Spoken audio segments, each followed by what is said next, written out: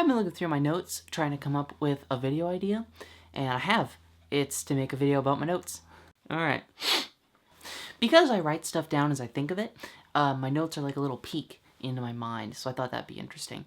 So do you ever think about how we're all alone inside our minds? How no one will or ever even can be in your mind with you? Machiavelli said that it's better to be feared but not hated than loved, as depending on the love of a fickle populace puts the source of your power outside yourself, and you're the only person you can trust. I know he was talking to a specific ruler of a small country, but these days isn't everyone kind of like their own small country? And is it so bad to trust others? Our biggest threat isn't really that Pisa's gonna wipe us out or that France will turn our dukes against us. It's that we spend our whole lives inside of our minds, right? Inside of our insular little worlds, our fortresses we build and carry with us to protect ourselves from, the unknown other. But Machiavelli also said that fortresses are too easily turned by the enemy, so they're really only good for controlling your own subjects, making it only sensible to build fortresses if you're more afraid of your own subjects than you are like strangers.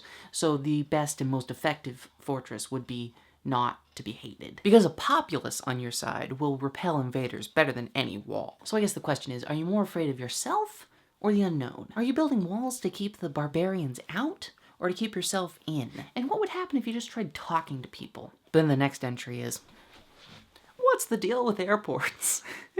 Who names those lines? Is double gold better than platinum plus? Which board's first? And follow-up question, who wants to spend more time on an airplane? Who wants to spend more time breathing strangers' air or cramped into a tiny seat with no avenue of escape? Why would you pay more for that privilege? I mean, you're gonna be doing that for hours on end anyway. Commercial jets are pretty much the worst thing ever invented and are number 2 on my list of things I don't trust, between 1, salespeople, and 3, bridges. You never know where you stand with a bridge. There are so many questions. Who built this bridge? Out of what? When? Yes, I see the cars going over it, but what if today is the day it breaks? What if I lose my balance and this clearly rusty railing gives? You can't trust bridges.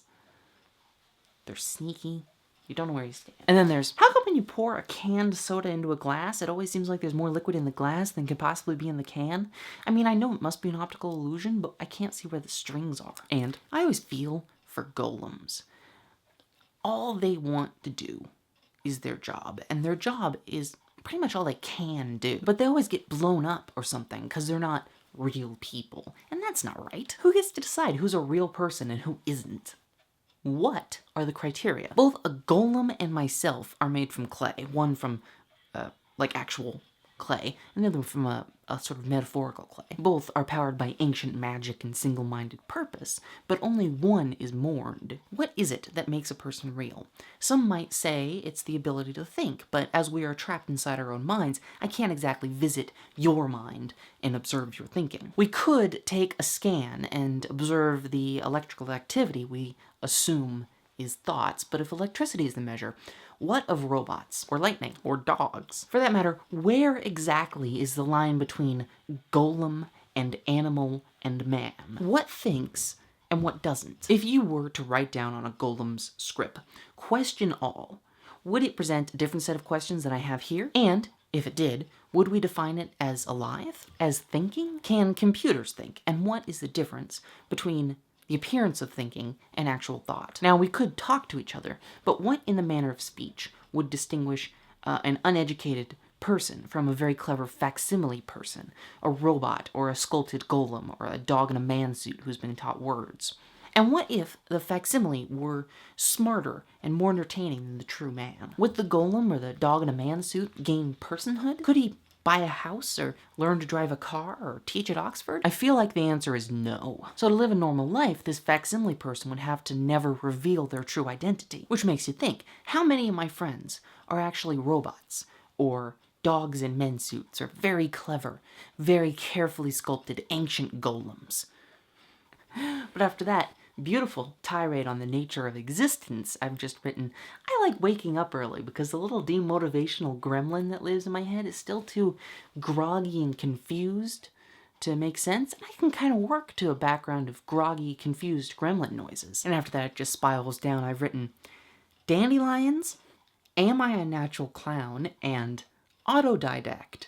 but isn't everyone? A lot of these are questions I have trouble answering, or don't want to forget, or like things I've said in conversations. A lot of questions.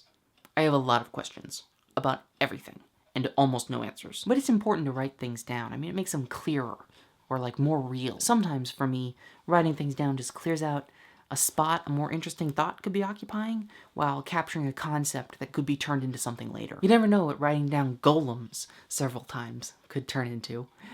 You should keep a notebook. Bye.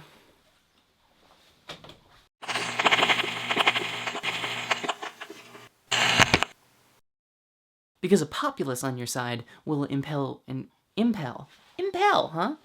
It's going to impel them to do something. It's going to push them along. It's going to attach a little motor to their back. It's going to make them fly somehow. That's amazing. It's going to cause them to do an action. Is that action to not invade? Or is it to finish the freaking thing?